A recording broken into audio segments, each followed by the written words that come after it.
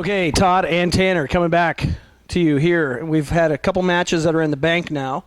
WrestleMania32, we're going to start off with the AJ Styles Chris Jericho match. And as predicted, or as hoped, Chris Jericho won the match. I know, Tanner, you seem to be a little upset with that. Well, I don't know. I was kind of like in between the guys. I'm not sure, really, to be honest. Well, what went wrong for AJ Styles in this match? Well, he was...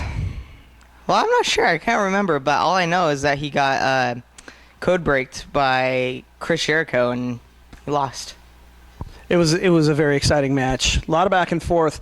I'd say the beginning, the first third of the match was dominated by Chris Jericho. Styles came back.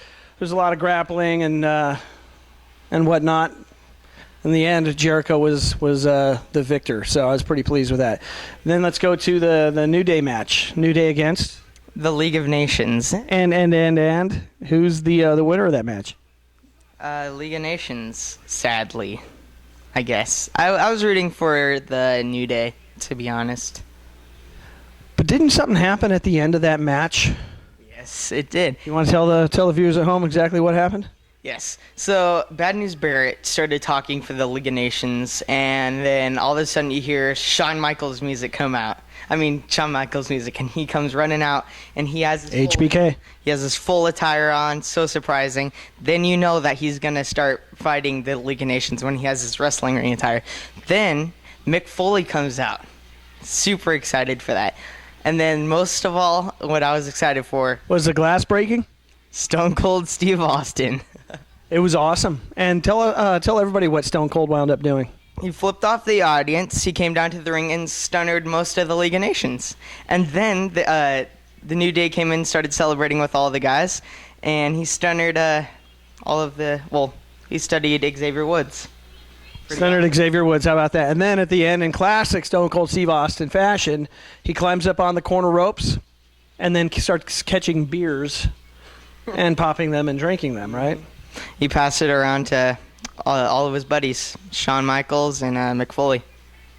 God, I love Stone Cold Steve Austin. Stone Cold Steve Austin is the main reason why I really, really got into WWE. I have to say that. Yep. So, then we just got done watching the Brock Lesnar-Dean Ambrose match. How did that go? Well, I don't know.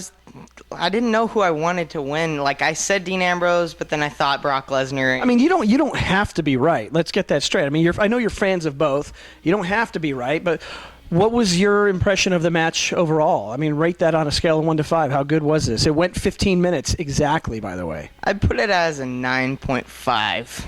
It was pretty entertaining there. Yeah, it was really good. Probably one of the best matches of the night. Yeah, without a doubt.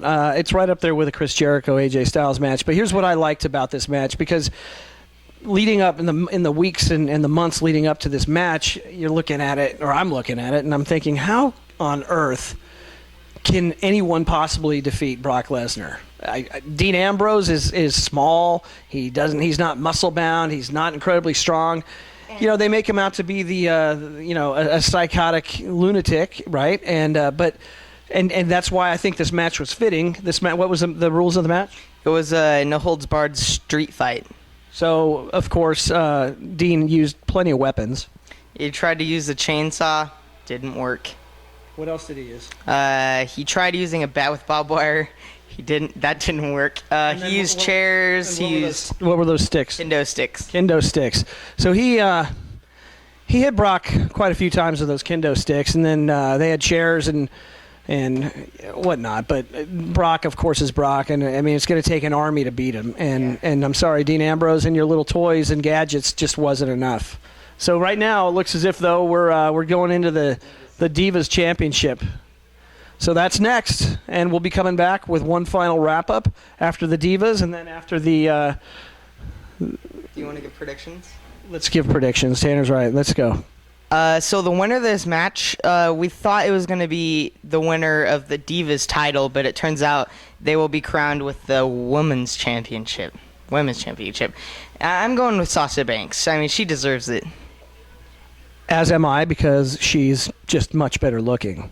And she's going to bring back the women's wrestling, the true women's wrestling, not the divas, like all pretty and stuff that can't wrestle. She's going to bring back women that can wrestle.